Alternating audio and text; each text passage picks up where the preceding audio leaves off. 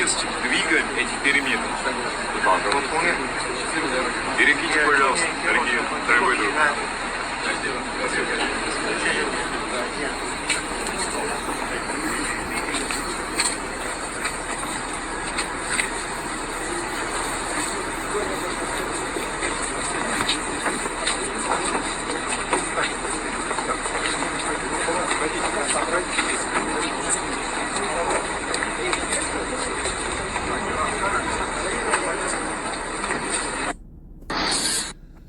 I want to give all honor and glory to Yahweh, Bahashem, Yahweh Shai, Bahashem, Rakakadash.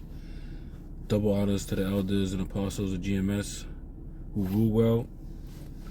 Shalom to the hopeful elect, preaching his word in truth and sincerity. To you ribs, to you sisters out there learning silence, stay in order.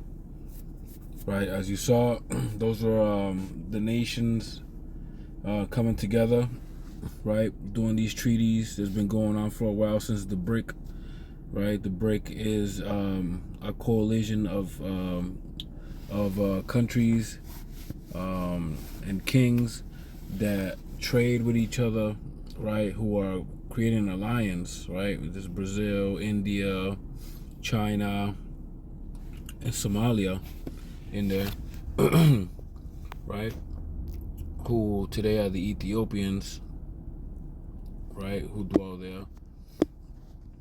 And they keep on trying to join people into this thing, right? And the quote of the picture, as you saw, said, "Who will they invade next?" Well, we know that China got their eyes in Taiwan, which is a U.S. Basically ally. So they're trying to get rid of that, right? Japan slowly leaving the U.S. Right, pertaining to Obadiah, how the nations shall turn their back on Edom, right? Although we have Russia in that, because it's a major component to the prophecies, right?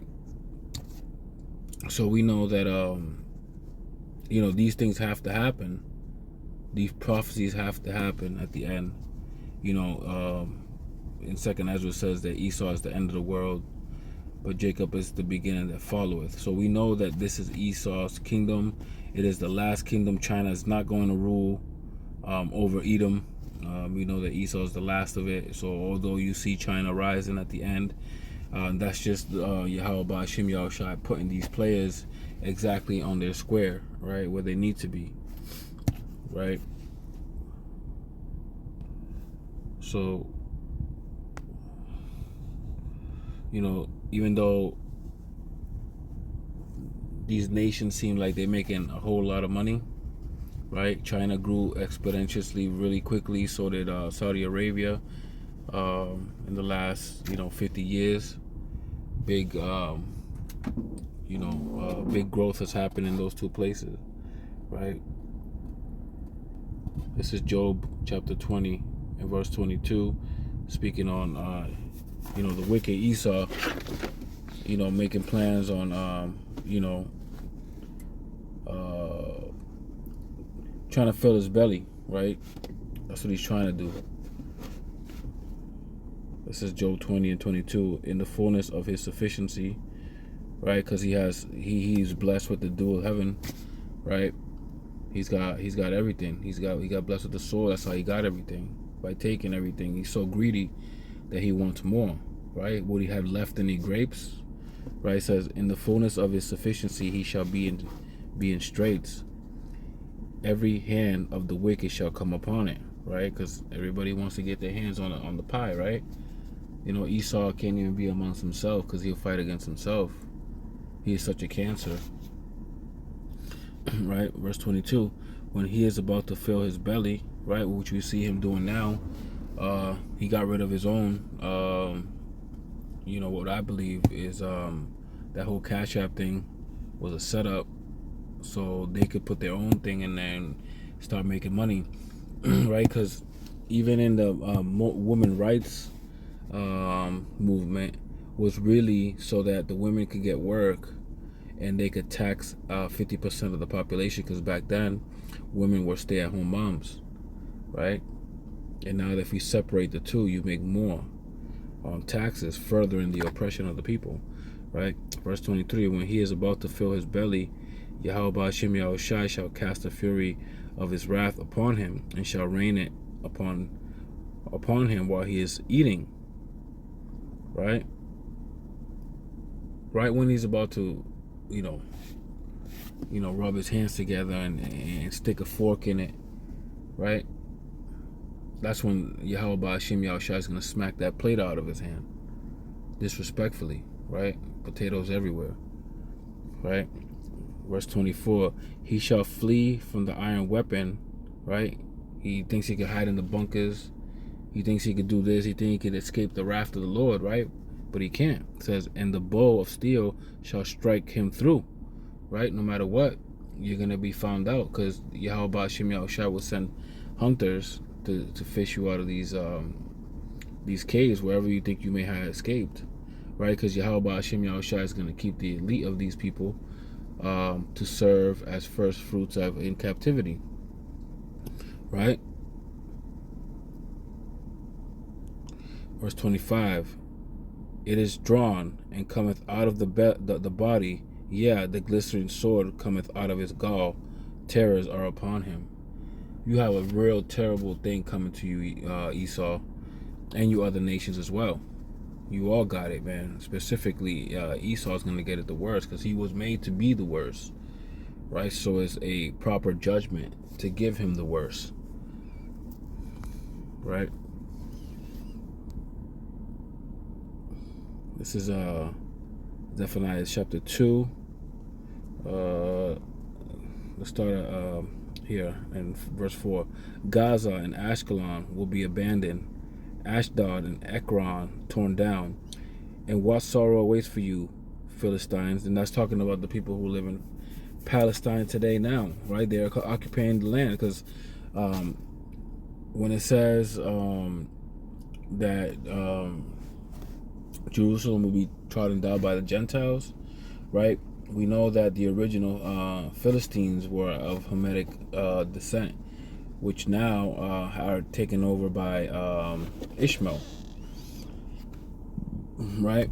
So we know that now that land is completely occupied by Gentile people who weren't originally from that area, right? It says, verse 5, and what sorrow awaits for you, O Philistine, who live along the coast and in the land of Canaan, right? Those are the people there right now. People who call themselves Palestinians, right? For this judgment is against you too, right?